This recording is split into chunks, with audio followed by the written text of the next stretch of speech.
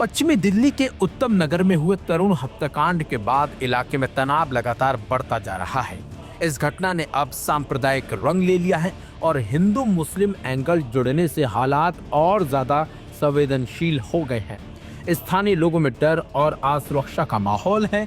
वहीं कुछ असामाजिक तत्वों द्वारा ईद के मौके पर हिंसा भड़काने की धमकियों ने चिंता को और ज्यादा गहरा दिया है।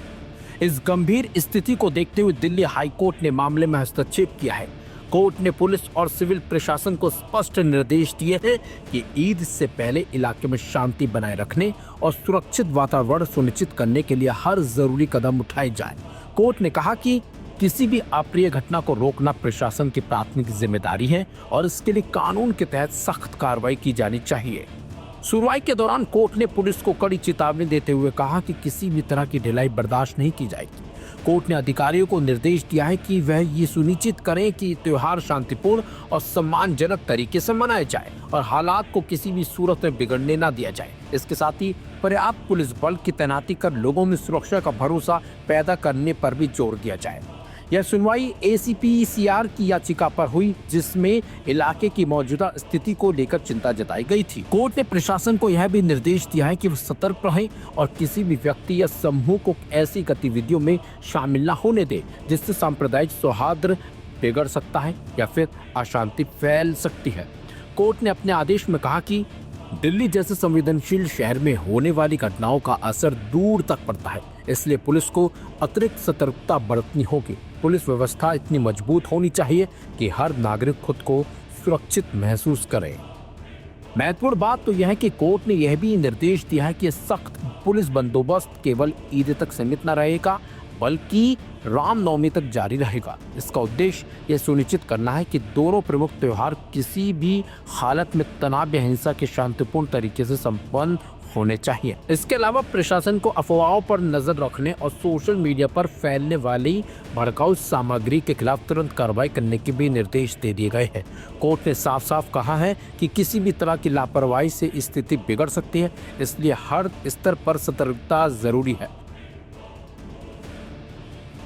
मामले की अगली सुनवाई 6 अप्रैल को होनी है, जहां कोर्ट प्रशासन की तैयारियों और उठाए गए कदमों की समीक्षा करेगी। फिलहाल इलाके के लोग उम्मीद कर रहे हैं कि प्रशासन और पुलिस की सक्रियता से हालात सामान्य होंगे और वह बिना किसी डर के अपने त्योहार मना सकेंगे।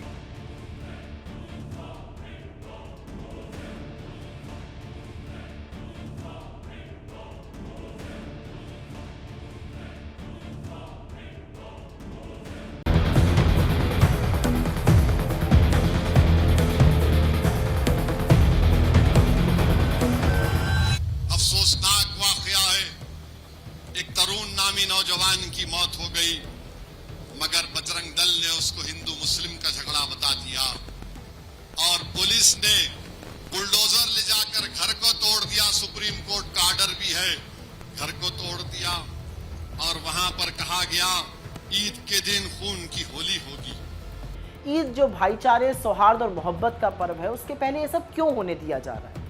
हम एक समाज के तौर पर क्या बनते जा रहे हैं? अगर ये आतंक नहीं है तो ये और क्या है? देश की राजधानी दिल्ली का उत्तम नगर इन दिनों एक बार फिर सुर्खियों में है, लेकिन वजह विकास नहीं बल्कि बढ़ता सांप्रदायिक तनाव है। होली के बाद शुरू हुई चिंगारी अब ईद के त्योहार तक पहुंच चुकी है। कुछ संगठनों द्वारा दी गई कथित धमकियों ने न सिर्फ इलाके में डर पैदा कर दिया है, बल्कि अब ये मामला दिल्ली हाईकोर्ट से लेकर राजनीति के गलियारों तक गर्मा गया है। AIMIM प्रमुख असदुद्दीन ओवैसी ने मामले पर सीधे दिल्ली पुलिस की कार्यशैली को कटघरे में खड़ा किया। ओवैसी ने एक्स पर लिखा कि पुलिस की मौजूदगी के बावजूद नफरत फैलाने वाली गतिविधियां जारी हैं। उन्होंने आरोप लगाया कि पुलिस हालात काबू में करने के लिए ठोस कदम नहीं उठा रही है, जिससे मुस्लिम समुदाय में असुरक्षा की भावना बढ़ रही है। आपको बता दें कि ओवैसी ने एक्स पर ट्वीट करते हुए लिखा, उत्तम नगर में दिल्ली पुलिस की मौजूदगी के बावजूद नफरत फैलाने की गतिविधियां लगातार जारी रहने के आरोप सामने आ रहे हैं। कहा जा रहा है कि स्थिति को काबू करने के लिए ठोस कदम नहीं उठाए जा रहे हैं, जिससे इलाके में असुरक्षा और तनाव का माहौल बढ़ता जा रहा है। पुलिस की जिम्मेदारी है कि हर नागरिक खुद को सुरक्षित महसूस करे, लेकिन मौजूदा हालात ये संकेत दे रहे हैं कि हालात बिगड़ने से रोकने के लिए अपेक्षित कार्रवाई नहीं हो पा रही है। ओवैसी के निर्देश पर एआईएमआईएम के स्थानीय नेतृत्व ने दिल्ली पुलिस कमिश्नर को पत्र लिखकर सुरक्षा की गुहार भी लगाई है। शोएब जमी ने तीखी प्रतिक्रिया देते हुए कहा कि ईद पर खून की होली जैसे भड़काऊ बयानों से माहौल बिगाड़ा जा रहा है। उन्होंने प्रशासन की खामोशी पर भी सवाल उठाते हुए ईद के दिन उत्तम नगर में सुरक्षा के पुख्ता इंतजाम करने की मांग की।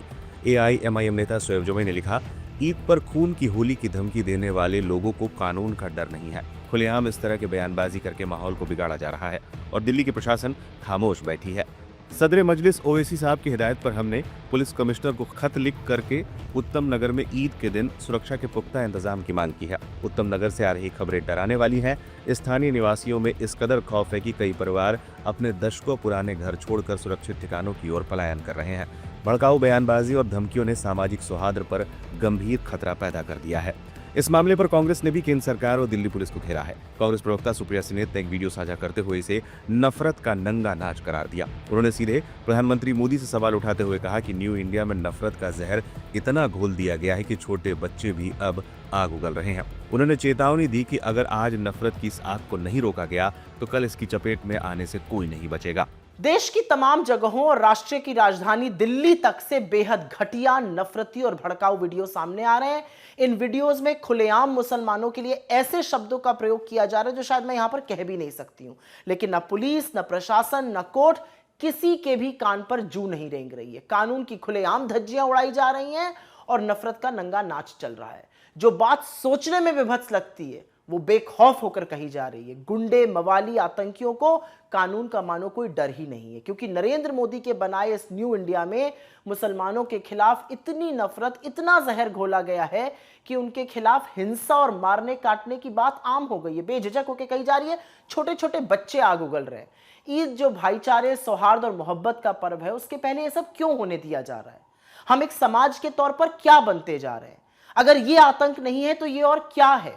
इन लफंगे और गुंडों पर किसका वरद हस्त है? ये डरते क्यों नहीं है? पूरे देश को इस नफरत की आग में क्यों झोंका जा रहा है? कितना हिंदू और मुसलमान करेंगे मोदी जी आप? और एक सवाल मेरे मन में बार बार आता है, क्या मिल रहा है आपको मेरे देश को बर्बाद करके? ये सवाल बार बार मेरे मन में आता है। क्या नफरत भड़काकर आप अपनी बाकी काली करतूतों पर पर्दा डाल दीजिएगा, वो छिप जाएंगी? क्या पूरे देश में केरोसिन छिड़कने से आपका मन भरेगा? और आप लोग जो मूक दर्शक बने हुए हैं, एक बात याद रखिएगा, नफरत की आग फैलने से रोकिए, वरना उसकी चपेट में आने से आपको भी कोई बचा नहीं पाएगा। आज नहीं तो कल नंबर आपका भी आएगा। दुनिया में देखिए क्या हो रहा है। ये नफरत का नतीजा है जिसकी कीमत सत्ता में बैठे हुक्मरान नहीं, आम लोग चुकाते हैं। हम ऐसी नफरत, ऐसे गुंडे तो है नहीं। हम विराट सभ्यता, संस्कृति और परंपरा के ध्वजवाहक हैं। हम वसुदैव कुटुंबकम, वो सूत्र है जो सच में हमें विश्वगुरु बनाता है। हम सबको सावधान रहना पड़ेगा, सतर्क रहना होगा, क्योंकि मोदी सरकार हर रोज विफल होकर कीर्तिमान स्थापित कर रही है और ये जितना फेल होंगे उतनी नफरत फैलाएंगे। एक बात याद रखिएगा, सरकारें आएंगी जाएंगी, लेकिन अगर आपको देश से मोहब्बत है तो आंखें खुली रखिए, नफरत के भागीदार मत बनिए। आसपास नफरत के शिकार लोगों के साथ खड़े होइए, क्योंकि यही इंसानियत है, यही भारतीयता है और यही असल में हम और आप हैं। ईद भाईचारे और मोहब्बत का पर्व है। सवाल यह है कि आखिर देश की राजधानी में नफरत फैलाने वाले तत्वों पर लगाम क्यों नहीं कसी जा रही है? प्रशासन की खामोशी क्या किसी बड़ी अनहोनी का इंतजार कर रही है? उत्तम नगर के लोगों को अब सिर्फ पुलिस की मौजूदगी नहीं बल्कि सुरक्षा का भरोसा चाहिए। आपको बता दें, इससे पहले 13 मार्च को भी ओवैसी ने मामले पर बयान दिया था।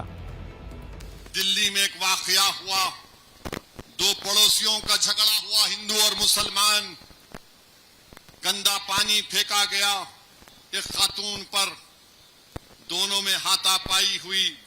एक 80 साल का बूढ़ा, 3 खवातीन और 2 बच्चों को पुलिस ने पकड़ लिया। अफसोसनाक वाकया है, एक तरुण नामी नौजवान की मौत हो गई, मगर बजरंग दल ने उसको हिंदू मुस्लिम का झगड़ा बता दिया और पुलिस ने बुलडोजर ले जाकर घर को तोड़ दिया। सुप्रीम कोर्ट का आर्डर भी है, घर को तोड़ दिया और वहां पर कहा गया ईद के दिन खून की होली होगी। और फिर एक 12 साल के बच्चे का वीडियो मुझे किसी ने भेजा। उस 12 साल के बच्चे में इतनी नफरत कहां से आ गई? कहां से आ गई उस बच्चे की? कौन उसके दिमाग में नफरत डाला? फिर हम देखते हैं कि मेघालय में वेस्ट गारो हिल्स में वेस्ट गारो हिल्स में वहां पे इलेक्शन हो रहा है। इलेक्शन में दो मुसलमान खैरुल इस्लाम और अशरफुल इस्लाम को मारकर कत्ल कर दिया गया। क्यों मारा गया? कि नहीं ये बंगाली है मेरे भाई, ये बंगाली है, ये इनको वहां से आए, ये मियां है। ये बताओ कि ये जो बंगाली बोलने वाले भारत के मुसलमान हैं, उनको मेघालय में मार दिया गया, खैरुल इस्लाम अशरफुल इस्लाम को। और फिर जो जामा मस्जिद तूरा है उसकी बेहुरमती की गई। बाहर से आए तो फिर मस्जिद भी बाहर से आई क्या? बहरहाल मकसद ये है कि इनको मारा जाए। और मारने वालों ने पुकार कर कहा ये तुम्हारी जमीन नहीं है,